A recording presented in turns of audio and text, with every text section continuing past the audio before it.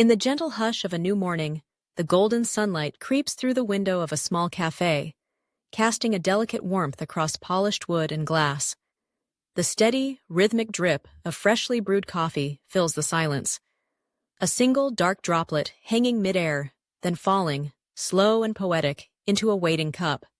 Within this tranquil ritual, a world of memories and revelations begins to unfurl. I used to think of coffee as nothing more than a habit, something mechanical and mundane, perhaps just a vice to be weary of. In those early years, my cup was filled, but my mind was empty of understanding.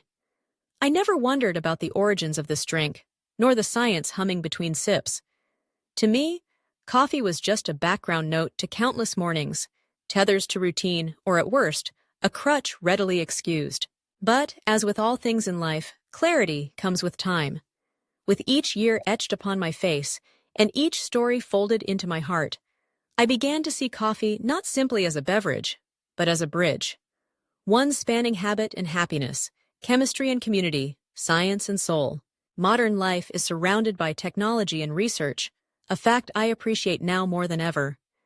In bright, bustling laboratories, scientists peer into the mysteries tucked within each roasted bean, dissecting what makes a cup tick. Their screens light up with complex diagrams, caffeine intertwined with familiar forms like dopamine, the molecule of motivation, and adenosine, the messenger of drowsiness. Caffeine, I've learned, is a subtle saboteur of sleepiness. In its presence, adenosine, once poised to cloud the mind with fatigue, is quietly ushered away. Dopamine levels gently rise, and in their wake comes alertness, focus, and sometimes even joy. But this influence does not live in a vacuum. Coffee, with its rich tapestry of over 1,000 chemical compounds, invites a far deeper complexity than popular myth allows. To trace the journey of coffee is to follow the compass of history itself. A single sip connects you to a chain of hands stretching from the lush highlands of Ethiopia, across the sun-baked trade routes of Yemen, and into the bustling merchant cities of Venice. In Paris, philosophers and poets once gathered in crowded cafes, their ideas and ink flowing as freely as the dark brew in their cups. Coffee was more than sustenance. It was the spark for revolutions of both thought and society, the catalyst for creativity and conversation, a companion to restless minds seeking meaning beneath the ordinary. Today, coffee remains woven into the fabric of everyday life. In a family kitchen, a woman gracefully stirs her morning brew, the aroma rising above her laptop as she crafts words for the world to read. Across the room, a young man, headphones in place, takes one last sip before bounding out for a morning run, heart quickened not just by caffeine, but by the promise of a fresh start. An older gentleman sits by the window, paper spread before him, a mug steaming gently in his aged hands, a small but steadfast pleasure.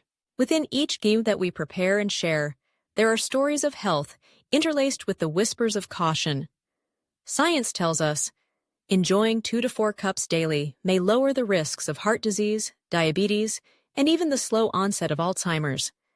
These benefits are not a certainty, nor a blanket promise. Instead, they are measured, waiting for each body's unique conversation with this ancient elixir. Of course, the intimacy between coffee and the individual is never more evident than in the doctor's office.